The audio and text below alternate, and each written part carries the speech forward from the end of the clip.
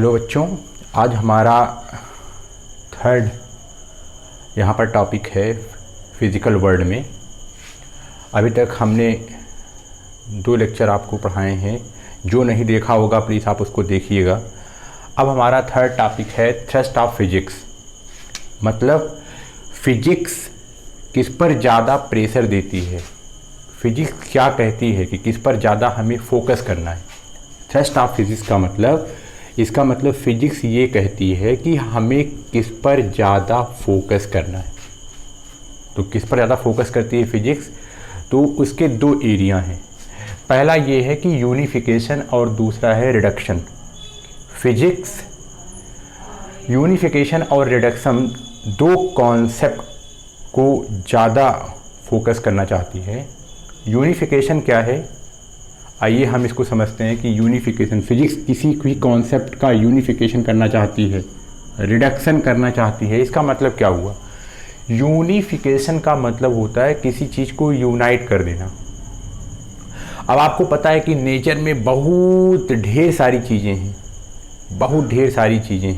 बहुत ढेर सारे कॉन्सेप्ट लगते हैं नेचर में, बहुत ही ढेर सारी घटनाएं घटित हो रही हैं। तो फिजिक्स चाहती है कि जो मैक्सिमम घटनाएं हैं या सारी घटनाएं हैं वो काश एक ही लॉ से जा कर के क्या हो जाए, एक्सप्लेन हो जाए, तो इंसान को ज़्यादा परेशानी नहीं होगी।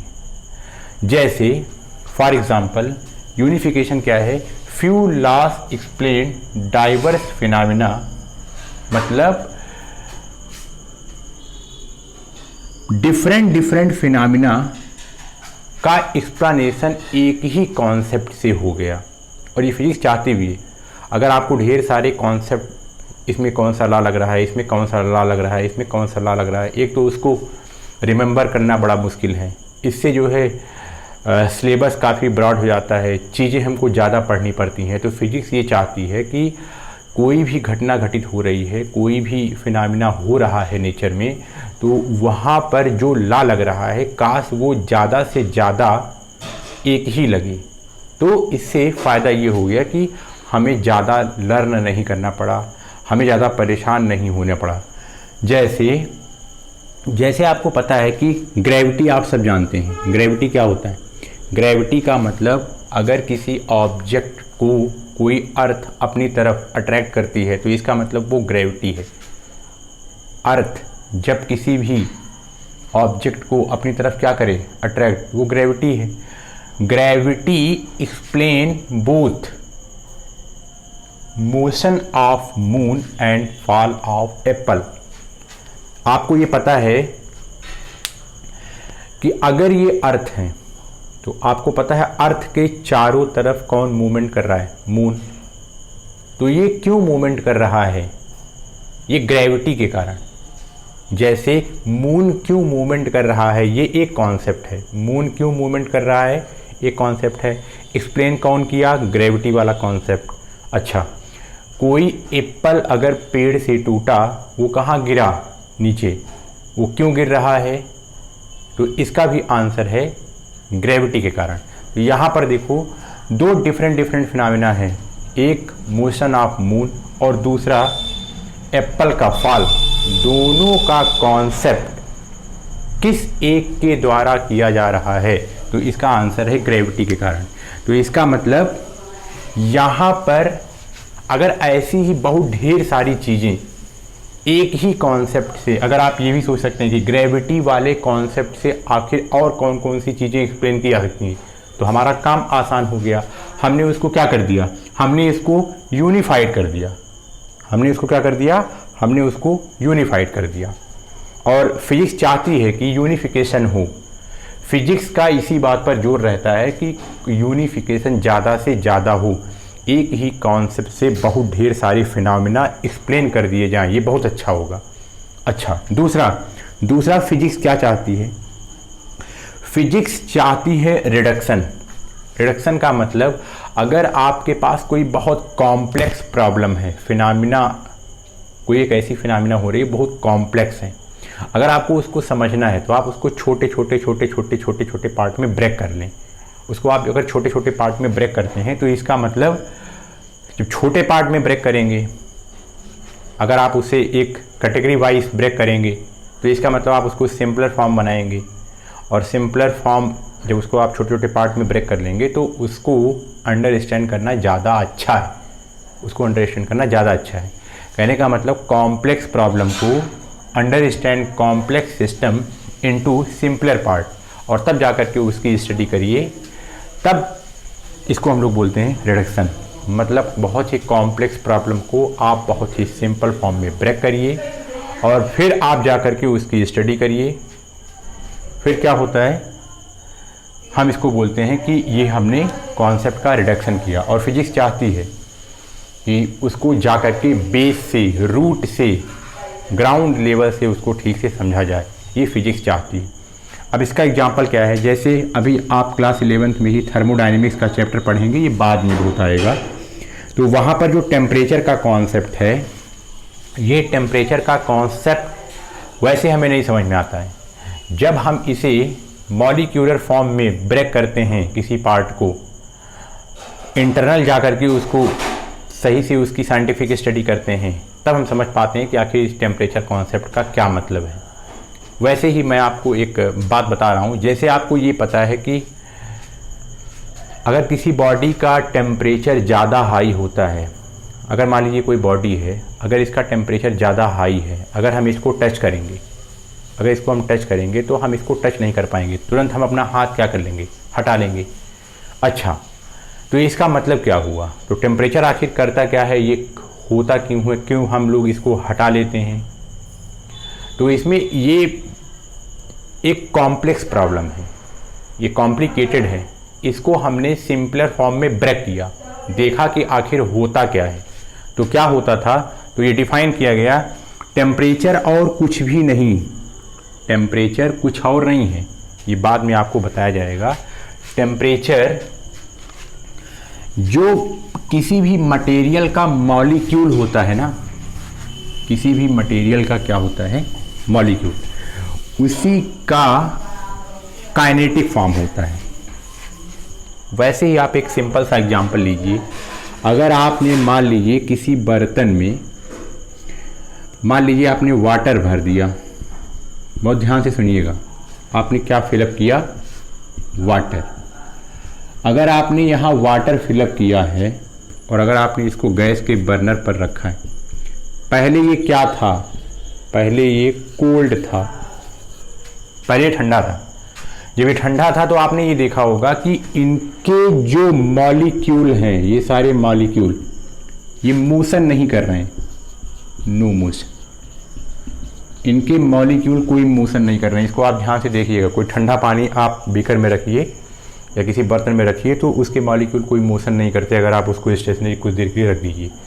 अगर जब आप इसको गैस पर रखेंगे तो आप क्या देखते हैं कि धीरे धीरे धीरे धीरे ये गर्म हो रहा है। यहाँ पर हीट सप्लाई हुई, यहाँ पर क्या सप्लाई हुई, हीट, तो आप देखते हैं कि ये धीरे धीरे गर्म हो रहा है। वो गर्म होने का सेंस, इसका मतलब उसको हीट मिल रही है, ये धीरे धीरे गर्म हो रहा है, तो आप यही बोलते हैं कि अरे इसका टेम्परेचर बढ़ रहा है। कैसे पता, और ये भी आप ध्यान से देखिएगा कि जब जैसे जैसे उसका टेम्परेचर बढ़ेगा, ये इस वाटर मॉलिक्यूल का जो मोशन है ना, वो और तेज होता चला जाएगा, बहुत फास्ट, बहुत ही फास्ट उसका मोशन होता चला जाएगा जैसे जैसे इसका टेम्परेचर बढ़ेगा। तो यही कहा गया कि टेम्परेचर क्या होता है, टेम्परेचर, ये बाद में आपको सब पढ़ाया जाएगा, आप उसके लिए चिंता मत करिए।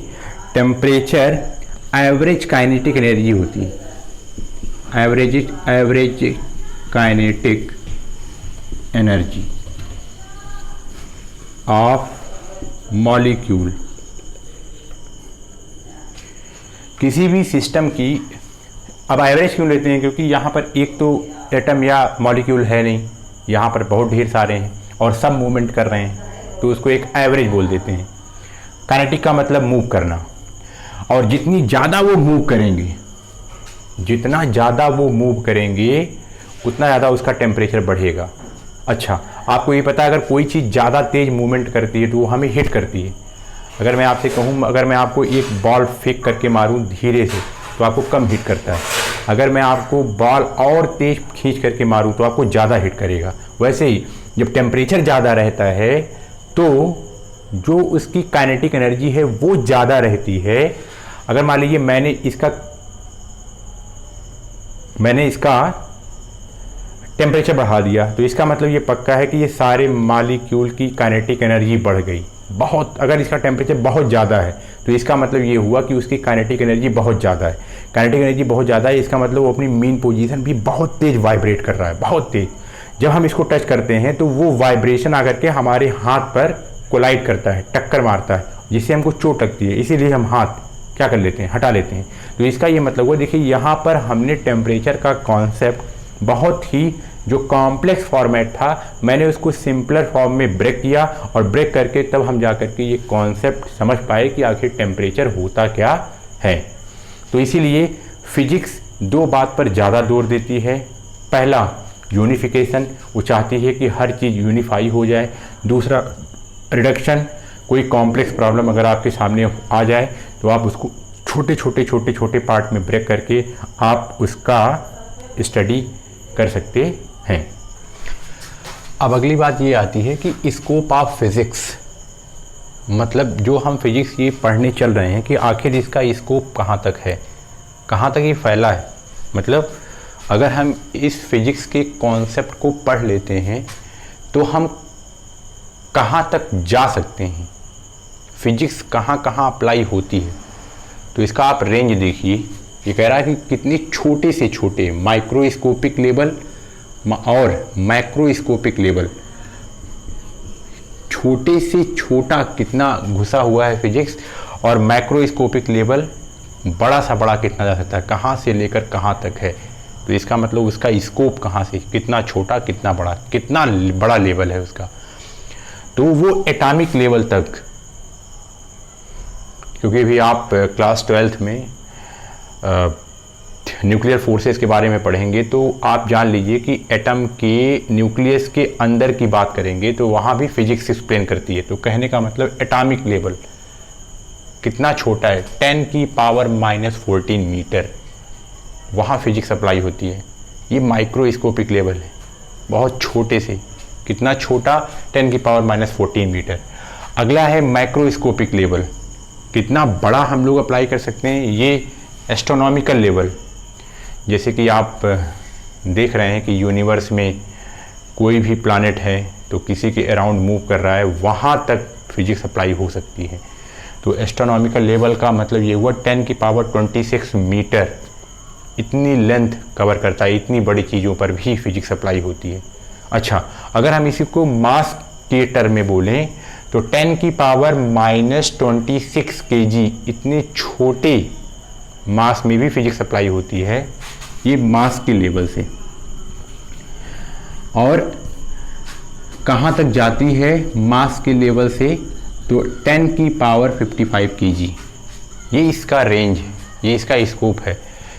इतना छोटे से इतना बड़ा, ये इस फिजिक्स का स्कोप है।